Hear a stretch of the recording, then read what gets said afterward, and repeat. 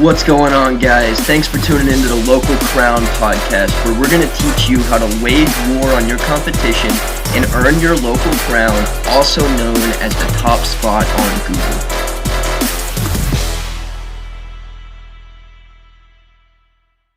Today I'm coming at you with my man, Myke Metzger. And this guy has literally been known as one of the top 10 most influential people. And honestly, he knows most of the people that we look up to, that we consider celebrities. So, man, tell us a little bit about who you are, what you do, and why you do it for the people who don't know you, man. Yeah, absolutely. So first, thanks for having me. I definitely appreciate it. Most people know me as a marketing consultant. I run a marketing company. We work with lots of influencers, triple platinum recording artists. We've worked with US congressmen. We've built websites for some of the most popular people on the internet, whether it's e-com or personal brands, fitness programs. We've worked with UFC champions, fitness influencers from all over the world, even some people from On It Academy out in Texas, where you're from.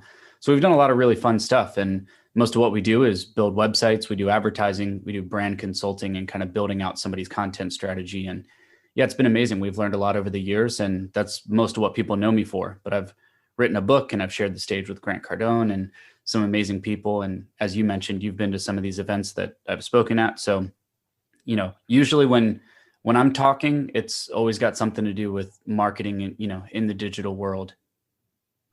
Awesome, man. So before we jumped on this call, you were talking a little bit about how you're taking a pivot in your agency and your business, and how you do and how you run your brand. Let's talk a little bit about that. And then let's also touch on the power of being able to pivot as an entrepreneur. Yeah, absolutely. So I think the pivot that we're making up until this point, from 2016 to 2019, primarily what myself and my company has always done is very heavy advertising, very technical advertising work. And what we've learned over the years is that a lot of businesses, they just throw money at a problem thinking that marketing is their issue, or that lead generation is their issue, or thinking, oh, we need more customers and we need more leads, and that's the problem. So let's put money into that and generate more leads. And in the vast majority of projects that we work on, luckily, we're slick enough to make sure that they get a good result. But the underlying problem that always kind of frustrated me with working with really any business is that a lot of them didn't have their foundation set properly.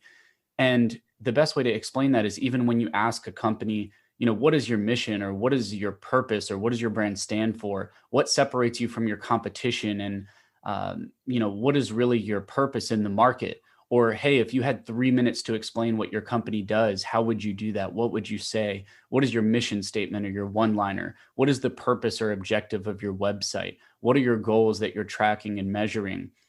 And you'd be mind blown at how many companies have no idea what the answer is to those questions when you ask them. And so you realize that they're just throwing money at trying to solve this problem without really addressing the problem, which is they don't know who they are. They don't know what they're doing. They don't know why their product is different.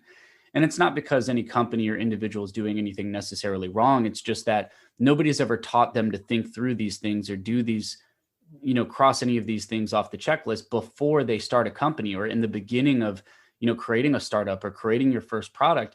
Nobody really sits down and thinks about, how am I differentiating what I'm doing in the market, and how can I really stand out above the rest and become a world-class company?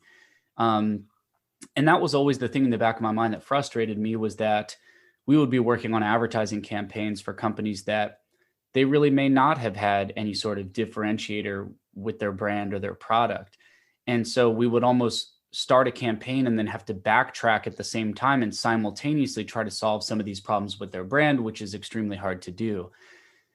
So that leads me to where we're going through kind of a change in the services that we offer and how we work with some of these individuals, which is always addressing the brand first and figuring out what is their story. How are they going to guide their customer to whatever solution it is that they provide, and what is going to make their customer or their client really feel like the hero in their own journey when working with that brand, you know, and a lot of this concept comes from a guy, his name is Donald Miller, and he's somebody that I follow really closely. And it kind of just made me start thinking about the way that we worked with clients a lot differently. So that was a big part of kind of inspiring us to make a change in the way that we do business and how we do business with people.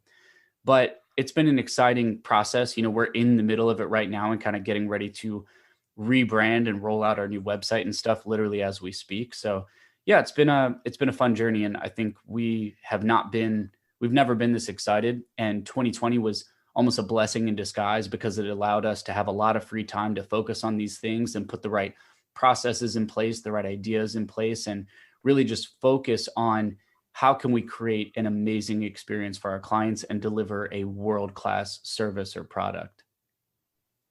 That's beautiful, man. So I do want to ask, what are a few of the defining things that you usually look for or try to create that makes a brand or a service, the customer experience, world class, as you say? Yeah, it's a great question.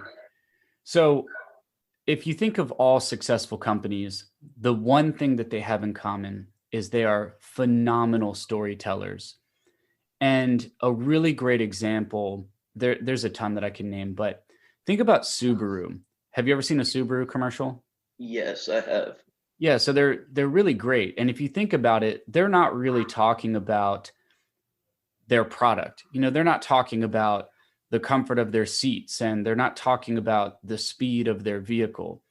They're talking about their product and shining a light on it in a way that incorporates family values. And Subaru has like this cult-like following. When somebody has a Subaru, usually their next car is a Subaru, and then their kid's car is a Subaru, and then their grandmother's car. Like, it is literally a cult. And they've created a brand like that because they weigh in so heavily on this idea of like family and these heartfelt stories of, you know, going, you know, taking your Subaru up into the mountains to visit your grandparents that you haven't seen in 20 years, or, you know, reconnecting a brother and sister that have never met each other, or, you know, taking your Subaru up into the mountains to tackle, you know, snowboarding that mountain that you've been trying to conquer for like 10 years, you know, and they incorporate these stories into their brand. And the reason they're able to do that is because when they first built their first car, they may not have sat around a table and came up with these ideas, but somewhere along the way, they realized that the way that someone gets attached to a brand and a product is not about what they're selling. It's about the way that it makes them feel. And so when people drive or own a Subaru, they love that car because of the way that it makes them feel and what it makes them think about, and how when they're sitting there driving down the road, it makes them feel different than the person driving next to them in a Honda or in a Kia. You know what I mean? And that is what we look for is that story, and are those components hidden somewhere in that brand, and they just haven't been given the opportunity to pull those things out of their story. You know, and so if I use myself as an example, even just in my personal brand, I think about the challenges that I've gone through in my story and why people follow me. And it's because, like, in a sense, the individual that I am and the individual that I was years ago really was somebody that you would never expect to succeed. Like, my story and the way that it probably should have gone is that, you know, I would continuously get in trouble, eventually go to court, go to jail, and that would be my life. I would be addicted to drugs and just be a loser for the rest of my fucking life. You know what I mean? That was the path I was headed down. But I think people connect with me because a lot of people have that in common. They just feel like they can't catch a break. They feel like they're the underdog. They feel like they're always getting caught in these kind of shitty situations where, you know, they're either looked down upon, they don't have a good family life at home, they're constantly getting in trouble, they're constantly stuck in debt, they suck at getting a good job, they didn't go to college. You know, they feel like nothing about them stands out, and, you know, they want to succeed, but they just don't know how. And that was me for the longest time. And that is like the bedrock of my story and why people connect with me. And I think why people enjoy being a part of what I'm doing or buying my book or going to see me on stage is because they see themselves in me. And people also see themselves in the story that Subaru tells. And people see themselves in the story of Nike and Michael Jordan, and how Nike used to just be a track and field company. They were not the cool sneaker. And now they're one of the biggest sneaker companies on the planet. And it's a cultural thing. It's not because of the image of a check. It's not even really because of their product. It's the way that people feel when they put on that shoe and they feel like they're a part of this cultural movement with sneakers. And the same thing with Adidas and Yeezy and Kanye West. Like, that is why people buy products. It is not about the product. It is about how that product makes somebody feel. Now, don't get me wrong. The product has to be amazing. You know, your product has to be excellent. But if you think about probably an example of failure would maybe be Dan Bilzerian and Ignite, which is arguably going bankrupt any day now. And, you know, his story was, I'm cool. Look at me. I've got all these hot girls and drugs and boats and houses. This product is cool. And if you want to be cool, you should buy this product too. And that might work to begin with. You know, people want to be cool, so they buy that product, but there's really no true, genuine emotional connection with a brand like that.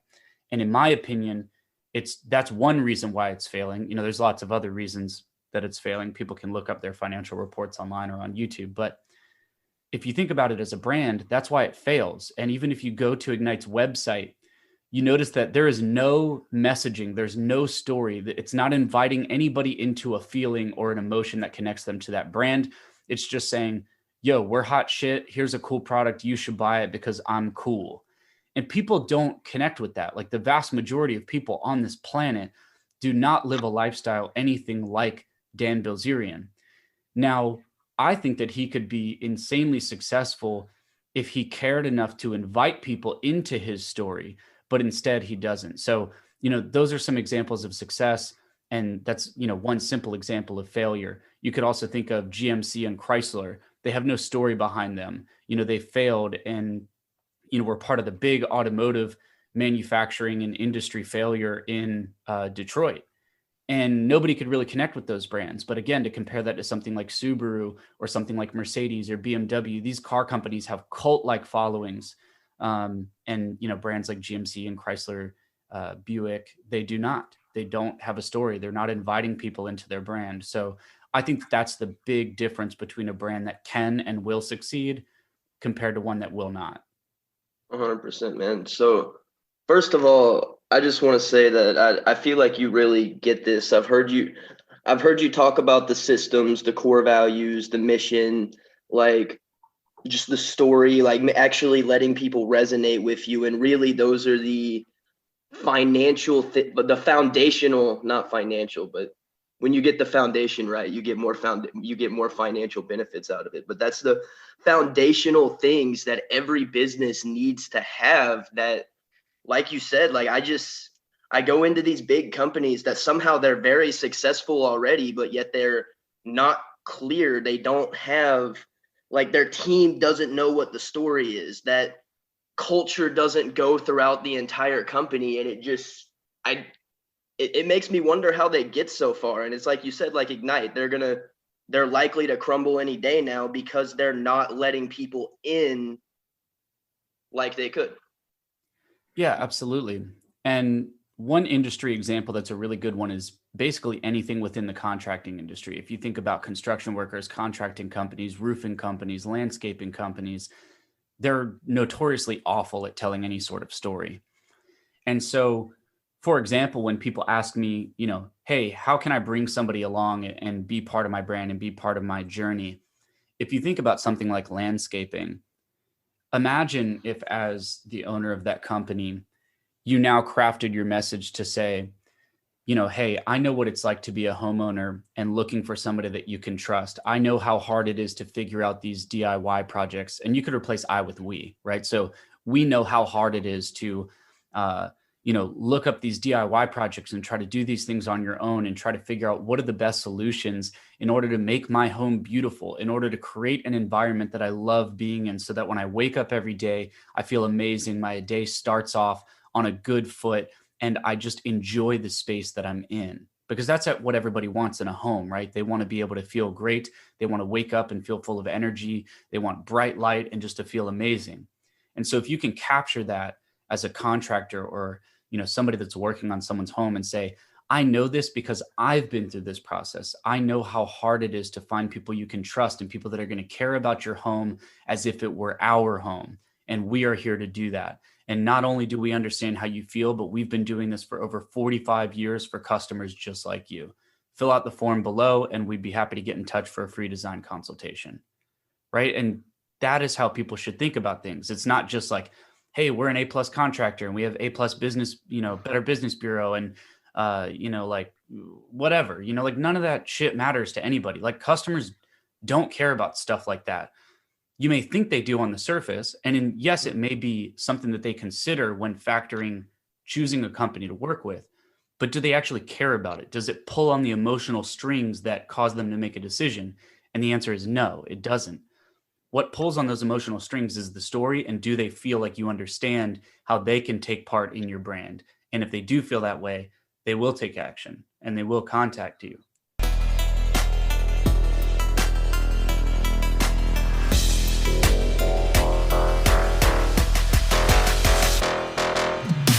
Thanks so much for tuning in. I hope you learned something. If you have questions, email us at info@thelocalcrown.com. And if you want to get featured in our publication Inside the Empire, alongside John Lee Dumas, the entrepreneur on fire, Jayson Waller, the CEO of Power Home Solar, Sharon Lechter, Dan Caldwell, the man that started Tap Out, and the limitless man himself, Jim Kwik, for free, then head over to thelocalcrown.com/become a contributor.